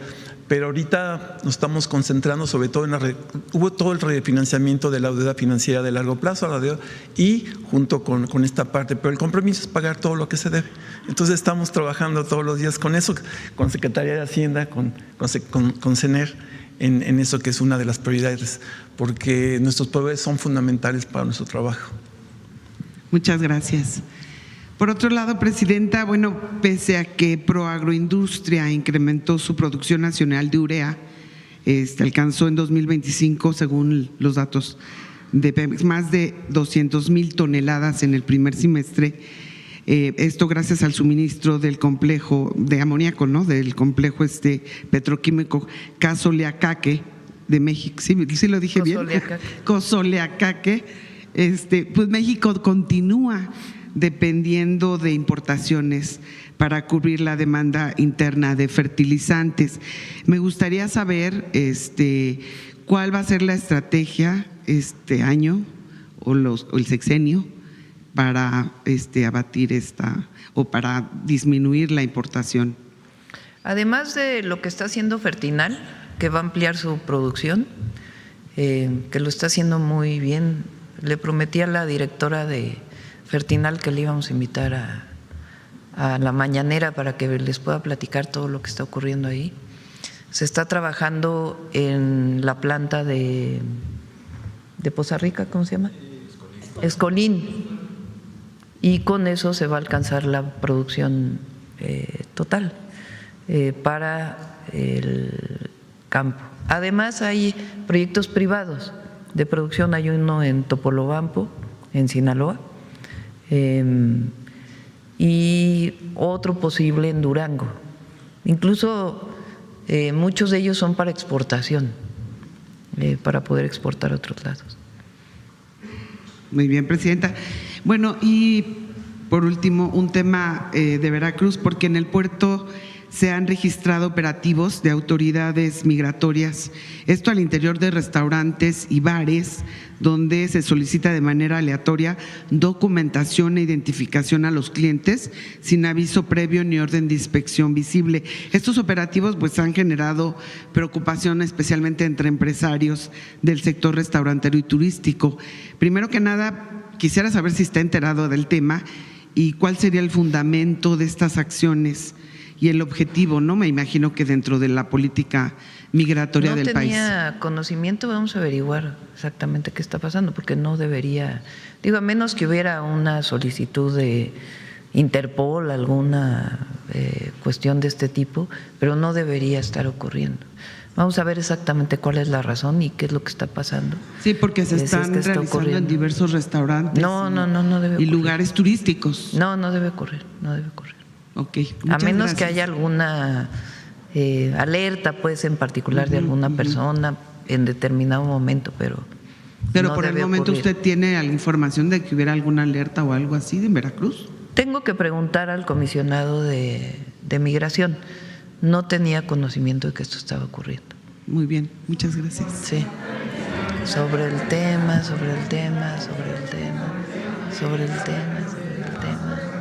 ¿Quién más? A ver, proceso para que. Gracias, presidenta. Buen día. Quisiera primero preguntarle si pudiera contestar también el director de Pemex. Primero, un poco por lo que mencionaba la compañera, el asunto de los proveedores. Se había mencionado en el plan desde el año pasado que se prevé que para 2027 ya logre la autosuficiencia en cuanto a recursos, sin la ayuda como tal del gobierno federal para que pueda pagar solo sus deudas. Si con este esquema y con lo que han anunciado se ve que en efecto puedan lograr o necesiten más tiempo para este tipo de ayuda por parte de Hacienda, por ejemplo. El resultado de 2025 es mucho mejor de lo que se esperaba, mucho mejor. Y el objetivo es que cada vez haya más independencia de Pemex. Vamos a esperar si en el 27 en efecto ya no se requiere un apoyo adicional. Lo que se hizo fue apoyar para desplazar vencimientos financieros que tenía Pemex en el 25 principalmente, y eso fue muy bien recibido, ahora sí que como dicen, por los mercados. O sea que todavía podría abrirse la puerta a que si sigue requiriendo hacia 2027 se le puede seguir ayudando hasta que logre ya tener la suficiencia para cubrir sus deudas. O sea, la deuda de Pemex la paga Pemex. Lo que se ayudó es que los vencimientos se renegociaran. Y eso fue a través de apoyo de Hacienda que permita pues que se desarrolle. Y una parte, es decir, más que se asuma como deuda soberana la deuda de Pemex, Hacienda apoya, porque de esa manera además es mucho más fácil hacerlo, más barato incluso en términos de las tasas de interés en toda la renegociación de la deuda. Bien, Presidenta, también otro tema relacionado con Pemex, esperábamos también la visita del director, pues preguntarle si también pudiera contestar él en torno a este asunto, que en varias ocasiones se ha solicitado aquí información respecto del tema de los contratos para envío de petróleo a Cuba. La Presidenta en varias ocasiones ha mencionado que sí, en efecto, pues la información se podría dar o está, que no habría ningún problema. Yo quisiera justo preguntarle, pues precisamente a cuánto ascienden los montos y los contratos que se tienen con el asunto pues del envío de petróleo en específico vía contrato, más no ayuda humanitaria que es independiente, que es la del gobierno. A ver si ponen la gráfica, ¿quieres presentar el porcentaje de lo que representa? Con relación a Cuba, solamente tenemos un solo contrato, Es un contrato que tenemos de 2023, que es el último contrato que ha habido, es un contrato comercial normal, como el que tenemos con otros países. Trabajamos con más de 50 países el comercio de combustibles, de crudo y derivados, y con ellos tenemos como cualquier país. Déjenme darles el dato de cuánto es lo que representa para nosotros las ventas a la isla. El año pasado fue menos del 1% de la producción de crudo, y en términos de la venta que tenemos de petrolíferos, es de 0.1% de las ventas de Pemex, o sea, es muy, muy poquito. Realmente representa para nosotros, lo hacemos por razones humanitarias, como dijo muy bien la Presidenta, también por razones comerciales, es parte de nuestro comercio. Entonces con ellos tenemos un muy buen intercambio. El contrato es abierto, es en función de sus necesidades, nos solicitan en función de nuestra disponibilidad. Y déjenme aclararles algo, en general las exportaciones de Pemex están disminuyendo de crudo. ¿Por qué? La política del presidente López Obrador fue muy clara. ¿Y se acuerdan aquel rollo de las naranjas? De que México exportaba naranjas para importar jugo de naranja, ¿se acuerdan? Y entonces la política fue no, el crudo que se produce en México es para beneficio de los mexicanos y se consume internamente. Alberto Castillo siempre dijo, el petróleo crea valor y desarrollo donde se consume, no donde se produce. Actualmente las refinerías que tenemos, son los datos que presentamos, tenemos un alto porcentaje de proceso de crudo en nuestras refinerías, de tal manera que lo estamos consumiendo internamente. Por eso es que nuestras ventas, nuestros productos, el valor agregado que le damos a las gasolinas es más grande. Entonces nuestras exportaciones de crudo se están contrayendo. Entonces, y además como estamos estabilizando la producción a 1.8, pues nada más tenemos un margen pequeño. Entonces por eso es que en general se está reduciendo. Simplemente con ellos es el comercio que tenemos, que es muy, muy, muy pequeñito. Sí, director, quisiera preguntarle a cuánto asciende el monto de lo que se ha vendido, de lo que tiene este contrato. De acuerdo con información que se ha dado a la SEC, se habla de 1.400 millones de dólares en un periodo, pero desde 2023. Sí, la información es pública y se los damos a los reguladores financieros. Efectivamente, ya había informado que en el informe F20 se entrega a la Comisión de Valores de Estados Unidos, están los montos que se entregan. Lo que luego aparece en la prensa son estimaciones, especulaciones, pero los datos oficiales son públicos. Sí, ustedes los pueden consultar en el sitio. Claro, precisamente, bueno, lo que queremos conocer es el monto, ahora que está aquí, aprovechando su presencia. Sí. Este año, el año pasado, ¿cuánto fue lo que se vendió a Cuba en total entre crudo y petrolíferos? Son 496 millones de dólares. Y de los años anteriores, usted dice que tienen un contrato abierto, ¿cuánto ha sido en los últimos? Del mismo orden. No ha habido más aumento ni de disminución. Se mantiene estable porque el contrato es muy estable. Entonces por ejemplo, en el 23 son 367 millones de dólares. Y claro que nos los pagan, pues tenemos una relación comercial, ¿qué creen? Es justo lo que le quería preguntar de este monto. Bueno, pero sí, entonces también mencionaba usted las estimaciones, pero para tener certeza, porque es necesaria la certeza y no estar justo haciendo como los cálculos de quién sí dio más, quién dio menos, precisamente preguntarle en efecto, entonces son 1.400 millones de dólares de 2023 para acá. No, 496. Pero eso habló de un solo periodo, pero de 2023 para acá. Sí, Pero si me preguntan si Cuba está pagando sus envíos, claro que sí, no tenemos ninguna factura vencida conforme al contrato. Cuba ha pagado entonces absolutamente todos los montos. Conforme al contrato, sí, no tenemos ninguna factura con ellos. Okay, son muy formales en sus pagos. Sí, porque precisamente se mencionaba justo que Cuba no ha pagado, pero desde los 90, o sea, no estamos hablando pues de los últimos años. No, en algún momento se envió crudo de manera como ayuda humanitaria. Abiertos, y ellos van a pagar a créditos abiertos. Es un contrato normal comercial como el que tenemos con todos, entonces se paga conforme el contrato. Sí, director, quisiera preguntarle entonces, ¿se van a mantener los contratos de venta de petróleo a Cuba? Si tenemos disponibilidad, sí, pero como yo les he dicho, se están reduciendo nuestras exportaciones. Hemos tenido que cancelar ya contratos. A partir del próximo mes de marzo, los contratos de exportación se están reduciendo porque el proceso de refinación que tenemos es muy alto. Entonces, simplemente, como dijo el ingeniero Lechuga, tenemos más de 1.300.000 de proceso de crudo en las refinerías locales, más lo de Deer Park, son otros 200, vamos a llegar a 1.500.000 barriles, y entonces la prioridad de la política energética es procesar internamente el crudo que necesitamos. Si se le reduce a los países europeos, a Estados Unidos, a los demás, se le reduce porque nuestra prioridad es muy, muy clara. El petróleo es para los mexicanos y se refina en México. Sí, bueno, dos últimas preguntas en cuanto a esto para usted. Tiene que ver, no, para el director, para usted. Son las preguntas, no me escucha. Lo que tiene que ver con el asunto de… Con Cuba hay un crédito abierto y ellos van pagando como cualquier otro proveedor. ¿Cuánto fue de ayuda humanitaria? Es mucho más por contrato que por ayuda humanitaria. Y repetimos, el año pasado fueron poco más de ¿qué? 400 millones de dólares. O sea, tanta exageración. Quisiera preguntarle, Presidenta, si esto también está en el asunto de la negociación del tratado, si se pone sobre la mesa, ¿también sería un factor México para… es un país soberano. El problema que tenemos ahora es que Estados Unidos dijo que va a poner aranceles a cualquier país que le venda a Cuba. Por eso estamos buscando todas las vías diplomáticas para poder resolver ese problema, que no queremos afectar a México tampoco. Y al mismo tiempo, como lo dije, vamos a enviar ayuda humanitaria mientras tanto, en lo que se resuelve el tema del petróleo. Sí, es que justo usted ha mencionado en efecto de que México pues va a tomar sus decisiones, tanto Pemex, la decisión soberana de los contratos, como el gobierno mexicano de la vía humanitaria.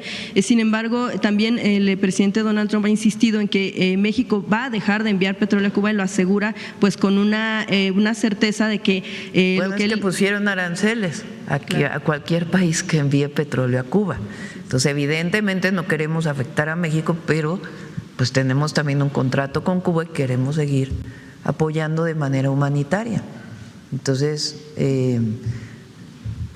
para eso son las vías diplomáticas, todas las vías diplomáticas que estamos usando, pues para que se pueda seguir apoyando a la isla, al pueblo de Cuba.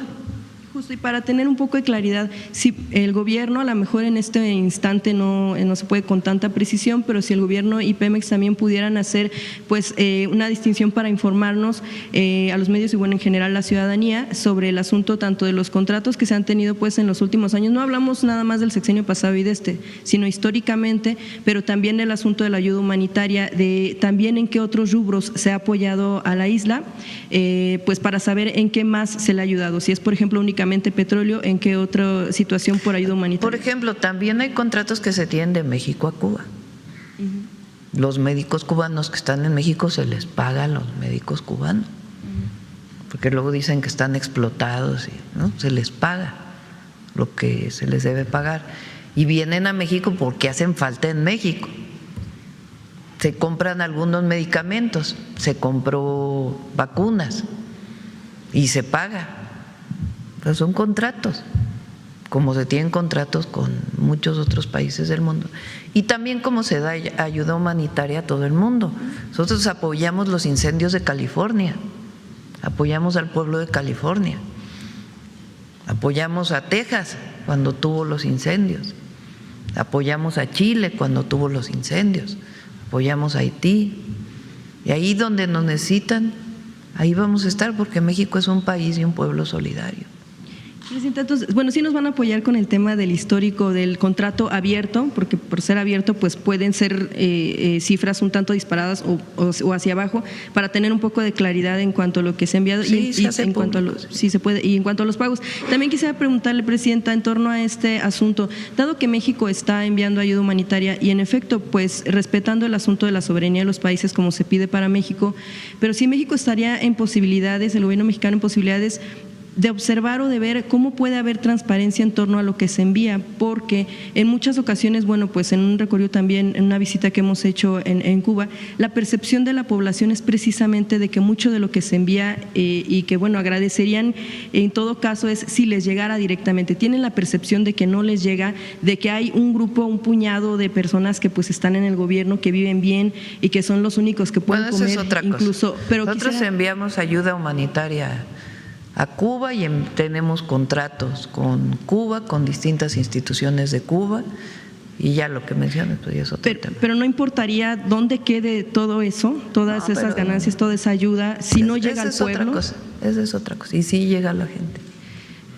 De la percepción es diferente. Y bueno, sobre el tema también de Pemex, el asunto de la filial por la cual se envía este petróleo a Cuba, que es Gasolinas Bienestar. Yo quisiera preguntar si ya se enviaba anteriormente desde otras instancias, antes de que fuera creada Gasolinas, por supuesto ya había envíos a Cuba, se hacía mediante PMI. ¿Por qué la creación de esta nueva se maneja como filial y por qué pues la necesidad de crear una nueva cuando ya se hacían envíos? ¿Qué fue lo que cambió ahí? Pues se tomó esa decisión. No hay nada escondido, no hay nada oscuro, no hay nada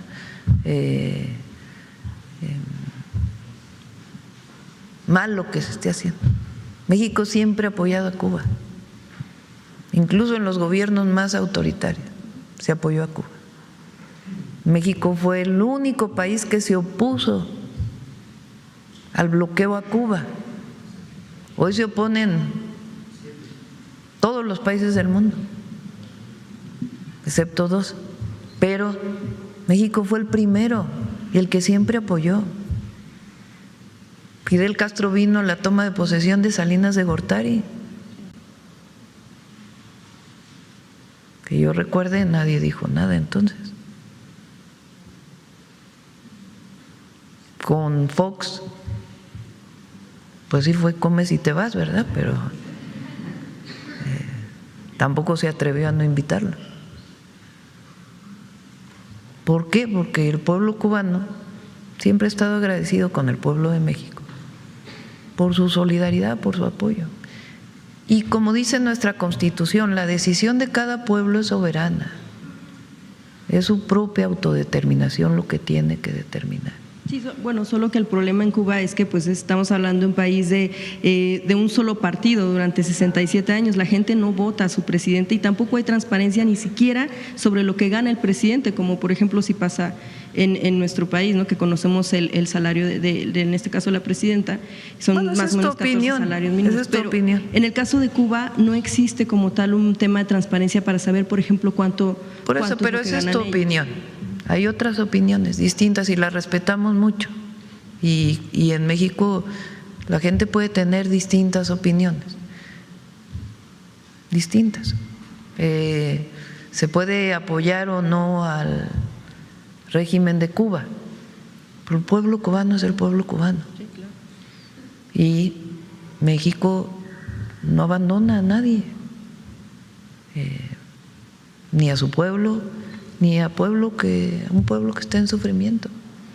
Entonces, por eso es muy importante la historia, porque no es de ahora, es de siempre. Repito, gobiernos que no eran de Morena, Morena ni existía, ni estaban registrados partidos políticos fuera del PAN. Y siempre hubo apoyo a Cuba desde su revolución. Entonces, hay que poner todo en contexto, todo en contexto. Y se pueden tener opiniones diversas. Y qué bueno que en México haya opiniones diversas, muy diversas, Qué bueno que exista, qué bueno que se publicó este desplegado ayer, qué bueno que se manifiesten, que digan. Ahora nosotros contestamos, ¿no? También. Entonces, México es un país democrático y se permiten todas las opiniones. Nosotros actuamos con base en nuestra Constitución, con base en nuestra historia y con base en un valor profundo del pueblo de México, que es la fraternidad. México tiene valores únicos en el mundo, que vienen de la historia de los pueblos originarios. Valores comunitarios, de solidaridad, de fraternidad, de apoyo mutuo, de amor al prójimo, de amor al pueblo. Yo lo he dicho aquí, la gente más humilde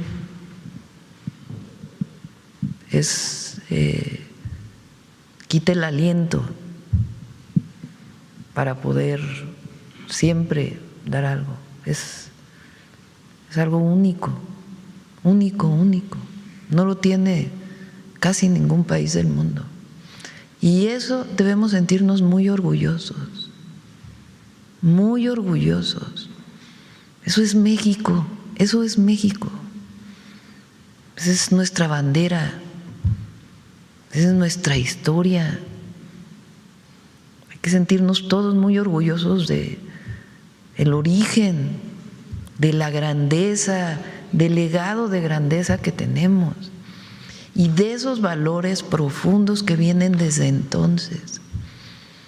Y eso es lo que se expresa cuando apoyamos a alguien, cuando está con penurias, con preocupación. Aquí en México hay, toca en madera, un problema y la gente sale a ayudar, ayudar, ayudar, ayudar. Bueno, eso mismo es con todos los pueblos del mundo, con todos los pueblos del mundo. Y eso no se nos debe quitar, porque entonces dejaríamos de ser mexicanos. Eso es un valor que debemos enaltecer y debemos sentirnos orgullosos. Y eso viene de nuestro pueblo. Entonces, esta idea de que no apoyes porque se va a enojar, porque no sé qué. Claro que no vamos a poner en riesgo a nuestro país nunca. Pero la fraternidad es algo extraordinario de nuestro pueblo y nos enorgullece y lo profesamos. Finalmente, Presidenta, nada más preguntarle en torno al asunto de la seguridad, ya un poco ya se hablaba aquí. Si el presidente Donald Trump ha mencionado varias ocasiones que ellos tienen certeza de información, de incluso hasta el color de las casas donde residen los delincuentes, los narcotraficantes, pues ¿qué estaría esperando para compartir información como tal con México, para ir pues como tal tras ellos? Si es un asunto de que no quieren compartir información por falta de, sobre todo, confianza tal vez en Fuerzas Armadas mexicanas.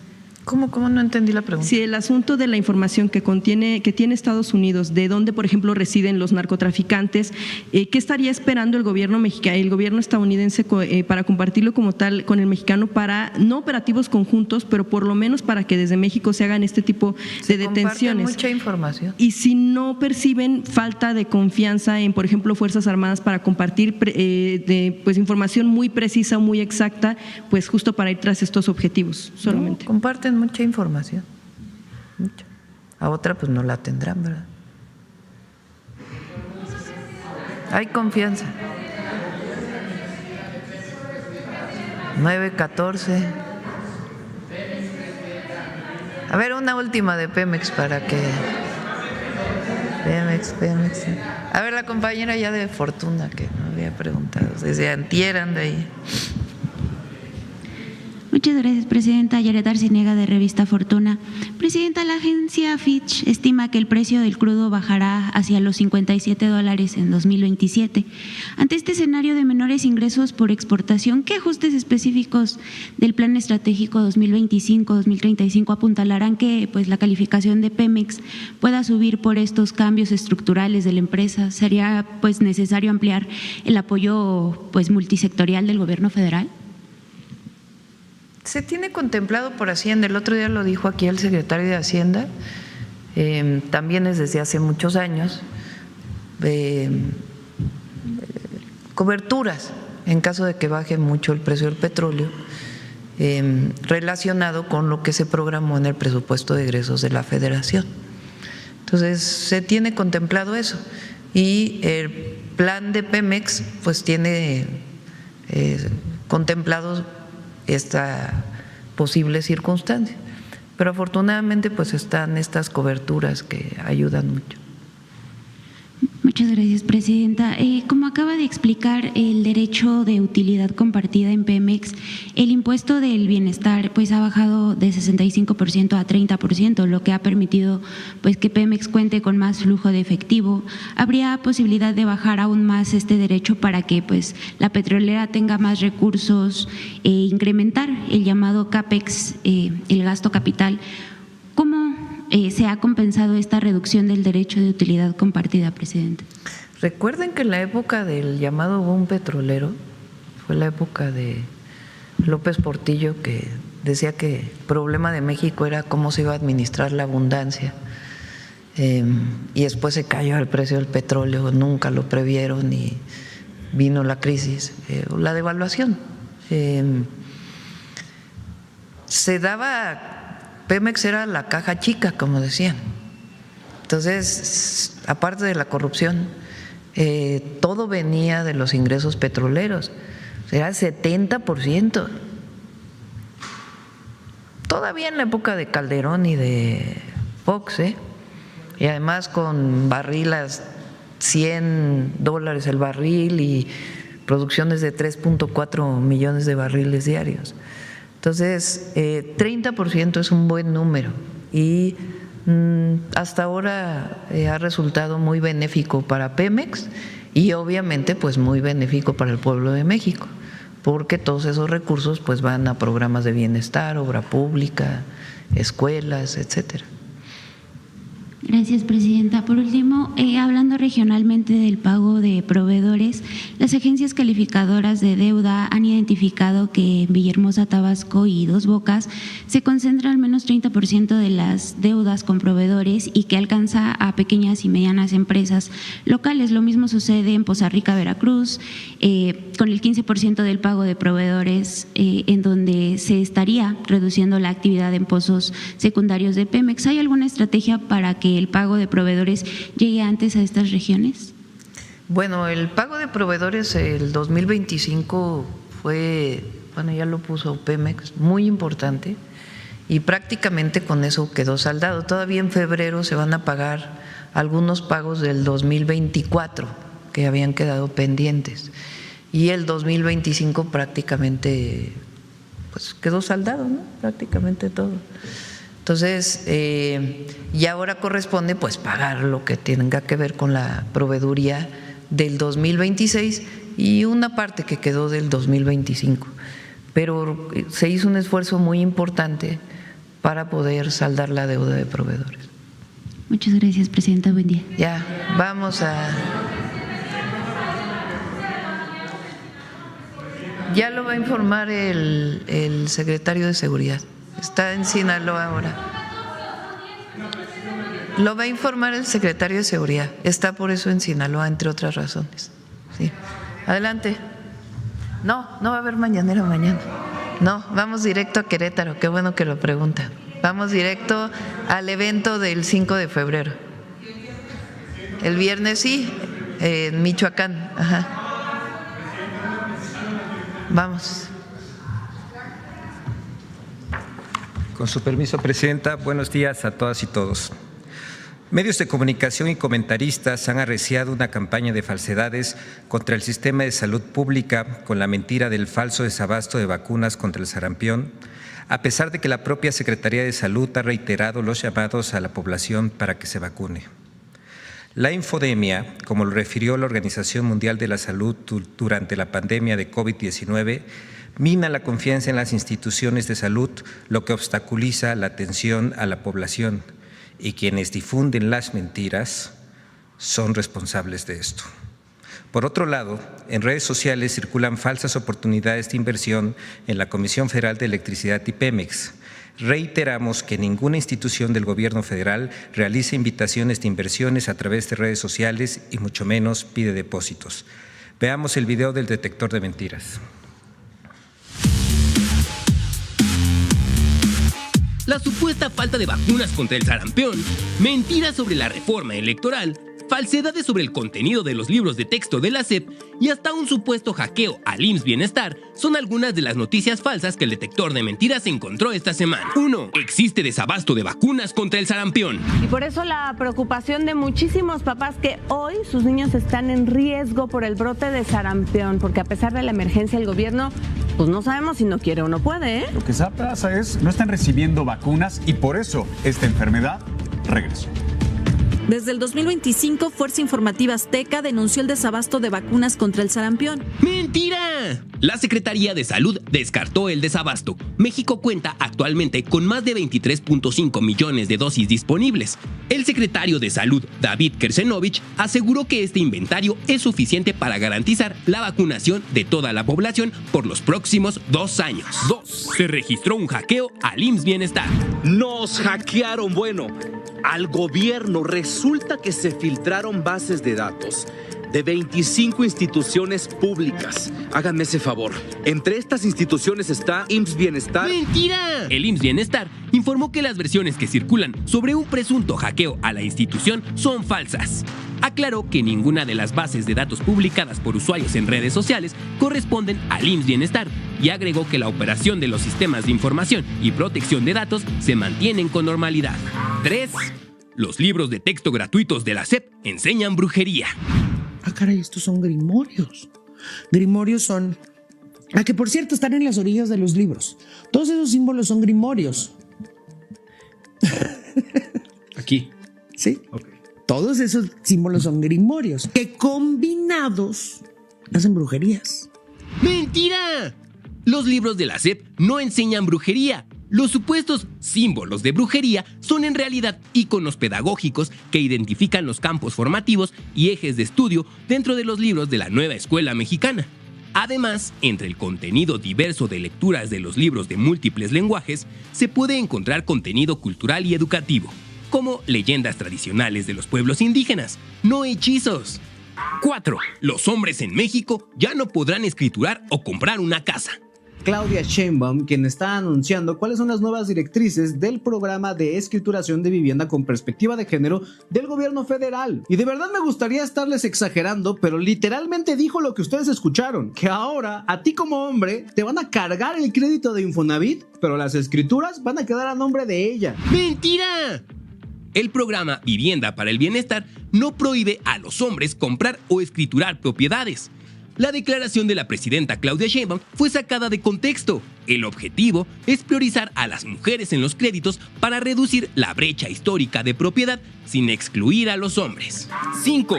El gobierno de México otorga concesiones especiales o privilegios fiscales a oligarcas. ¡Mentira! El gobierno de México no otorga beneficios discrecionales ni crea excepciones para individuos específicos, sino que se trata de mecanismos generales y vigentes en la ley fiscal, aplicable a cualquier contribuyente que cumpla los requisitos. El Código Fiscal de la Federación, en su artículo 66, establece que las autoridades fiscales, a petición de los contribuyentes, podrán autorizar el pago a plazos, ya sea en parcialidades o diferido de las contribuciones omitidas, siempre que el contribuyente pague al menos el 20% del adeudo y garantice el resto. 6. La reforma electoral eliminará el principio de sufragio efectivo, no reelección. La reforma electoral de Sheinbaum es tan autoritaria, aun y cuando nos digan que todavía no está acabada. Ya está redactada. Que mata el principio del sufragio efectivo, no reelección, Carlos. ¡Mentira! La reforma electoral no elimina el espíritu del sufragio efectivo no reelección. La validez y efectividad del voto están blindadas por los artículos constitucionales 39, que garantiza que la soberanía dimana del pueblo, y 41, que garantiza elecciones libres, auténticas y periódicas. Además, el artículo 83 prohíbe de forma absoluta la reelección presidencial. 7. Pemex invita a invertir a través de redes sociales y páginas web. ¡Mentira! Petróleos Mexicanos alertó a la población sobre falsas ofertas de inversión que suplantan la identidad de la institución.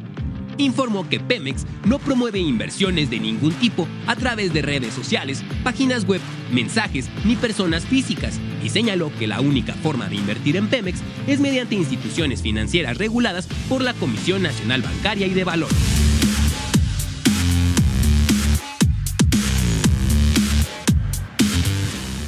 Gracias, Presidenta.